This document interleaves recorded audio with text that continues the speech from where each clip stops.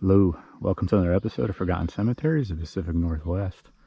Today we're at Gibbs Cemetery, located in Newburg, Oregon, Yamhill County. Alternative names include just two, Chelan Mountain and Davids. So let's go meet some of the local residents and hear their story. A little bit about the history of this cemetery, and not a whole lot to tell, unfortunately. My Oregon Burial Site Guide says it was established in 1852. The sign out front says 1889 several times for some reason, though. However, I did find a grave, had like two infants that died around 1852 of the Rogers family and are buried here, so maybe that's why it says 1852 in my book. Pretty patriotic cemetery overall. However, we'll just visit a few Civil War veterans today, hear a Cayuse chief's last words while walking to the gallows, meet an individual who eloped with his new wife from Canada, keyword new wife, and meet an individual we've come across before and was given a festive name, being he was born on 4th of July.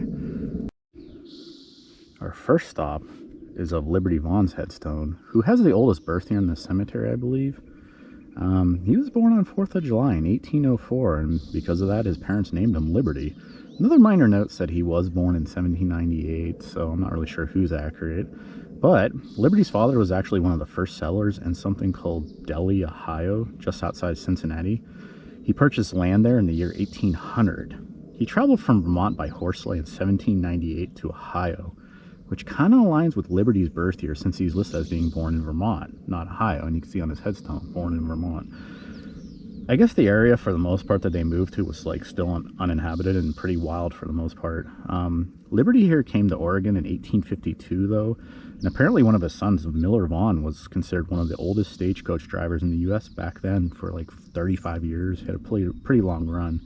Other than that, it says Liberty was a teacher and a farmer, but a fun find being it's 4th of July this week. Here is Benjamin Heater, cool last name, born in 1821 in Braxton County, West Virginia, which is apparently a hotspot for paranormal activity. Things such as the Flatwood Monster, the cliché Bigfoot stories, and various haunted locations. Anyways, Benjamin here is an immigrant in 1850, which I read was a busy year because of the gold rush of 1849. It was still booming during this time, so a lot of people were coming out to Oregon and California. This would cause quite a bit of conflict between settlers and Indians during this time. This is also the year of the famous Whitman Massacre, and I covered that story in my very first boring video, so caution, I was a YouTube baby back then. But 5 Indians were sentenced to death by hanging. Among them was Chief Tiloukaikt, I think that's how you say it, and was the primary leader during the Cayuse Indian War. He also took part in the murder of the famous missionary Marcus Whitman.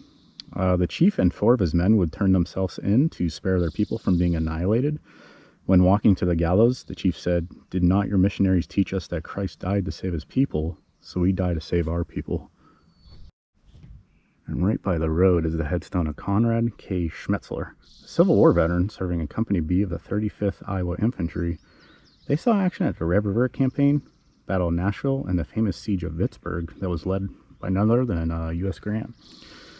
Grant would lay siege on the Confederate city for more than 40 days, pummeling it every day into submission. Coincidentally, the city surrendered on July 4th. This is another Civil War veteran. This would be William Edward Davis. There's quite a few of them at the cemetery. He served in Company H of the 20th Wisconsin Infantry. There's another individual buried at the cemetery who served in the same company with William named John F. Hopkins, so hopefully you'll see him during the tour. But they helped with the Siege of Vicksburg and the Siege of Fort Morgan. I also read that they fought in the Battle of Prairie Grove.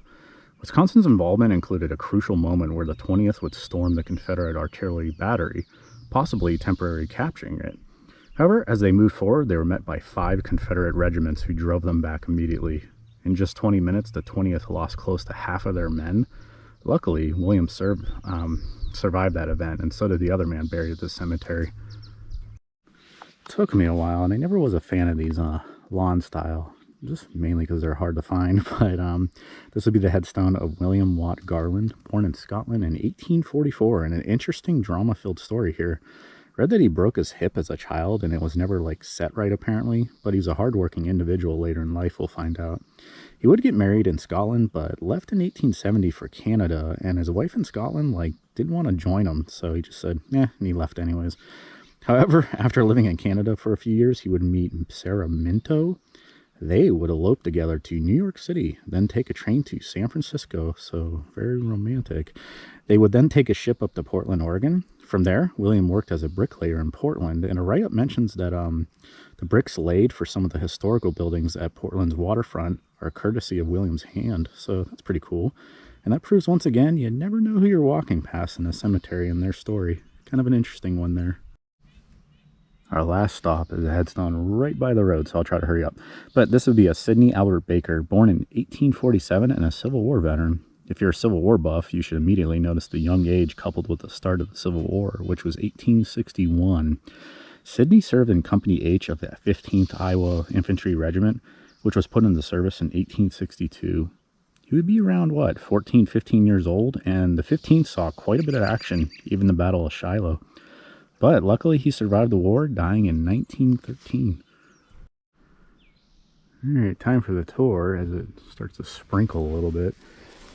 As you can see, they're saying 1889 up front, but book says 1852.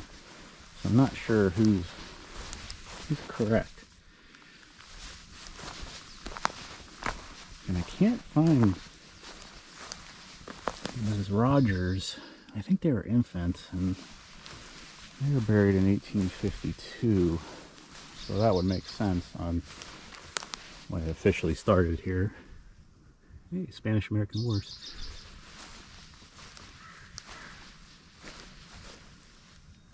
Nothing for James there. Not sure what war he served in. Maybe World War I based on the dates or two. We talked about Sergeant Davis here, served in the 20th Wisconsin Infantry. We mentioned Hopkins, who can be found pretty close to him as well, and he was in the 20th Wisconsin as well.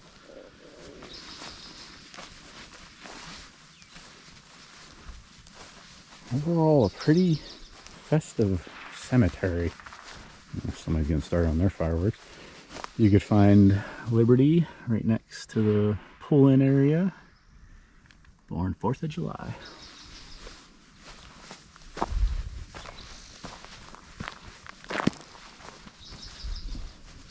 Allegedly 1798 instead of 1804. You always gotta love that. I'm sure all the cemetery research people out there know what I mean. Apologies if I'm sniffly. They just cut the grass here, so I was like taking breaks in between filming and like just having these sneeze fests. Ugh, I can't talk. It was pretty epic. Saw this headstone. It's pretty unique. Who died in 1905, and the headstone's pretty awesome. So have not traveled over here yet, but let's go check it out.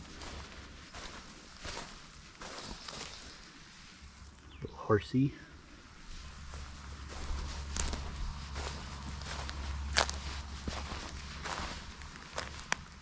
United Methodist Clergy. I don't think we've seen that.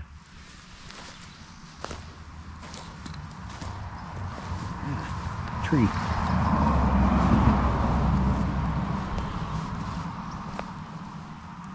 I think that's the shape of a record. Music is my life. I don't know what JBC stands for. If you have any musicians out there. You don't see this design too often. And usually it's of a child, yeah, a couple years old. See that small one, like that cube turned on its side. Usually indicates a child's headstone.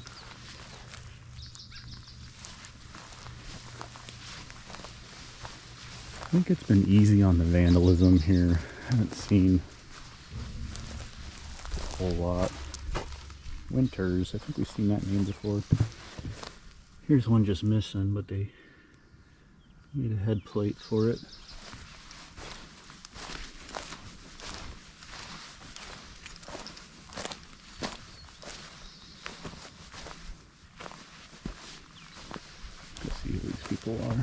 No, they don't have any dates, but I seem to remember those flat ones being similar to the Rogers girls or guys, I can't really remember. Of the infants that were buried in, I think, 1852.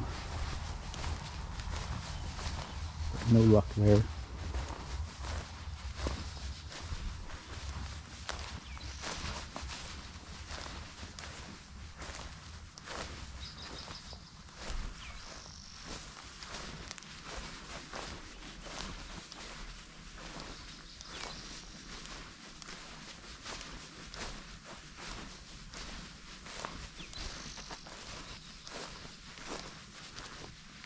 There's Masonic symbols.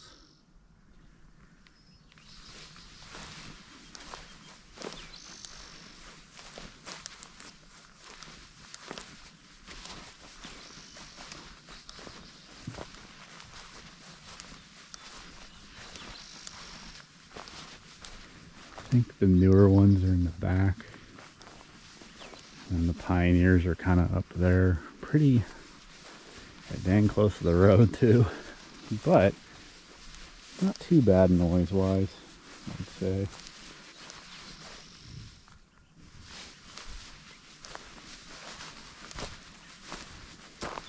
Pretty quiet for the most part, and a pretty incredible view.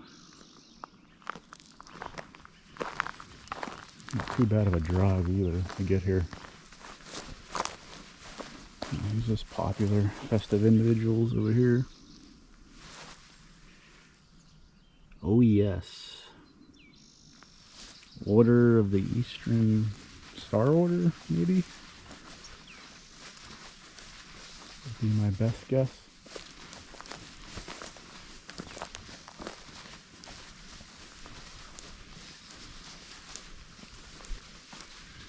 Like I said, a very patriotic cemetery. A lot of war vets from Civil War all the way up. And then here's a World War II veteran.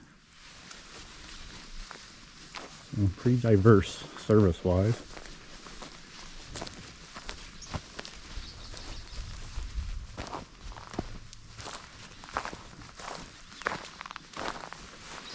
You can see this. Unknown. And there's pretty common ones over and over of just names. Sometimes there's dates on them, but they all have that kind of basic headstone style, if you know what I mean.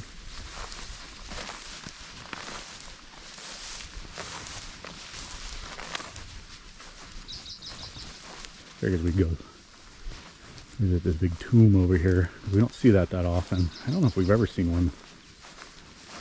Typically we do the headstone style one.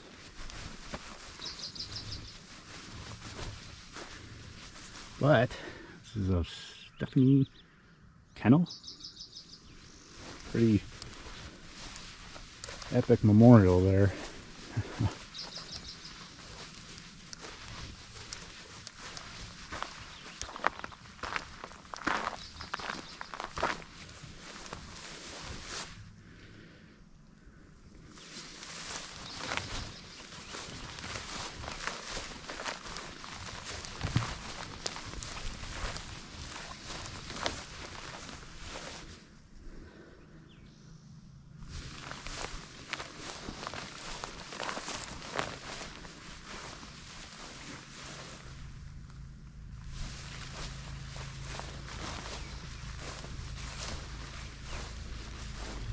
Stuff on this one.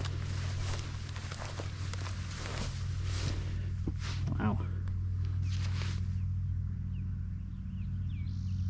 Fancy.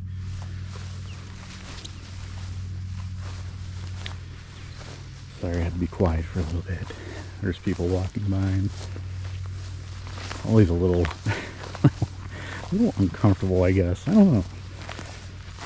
Seen some dork walk through a cemetery with a camera talking to himself, and they always kind of stare at you. So it's a good time to end the video. So Probably gonna call the local authority. Anyways, I hope you guys enjoyed this one. This is a fun little festive one with some history and a lot of Civil War vets and an individual born on 4th of July. And speaking of that, happy 4th of July. So stay safe out there. Try not to eat too much. Careful with the fireworks, as always. If you have any other recommendations for cemeteries to visit in Oregon or even Southern Washington, feel free to comment below. Have a good one, and stay safe out there and enjoy the view. Highly recommend this one for views.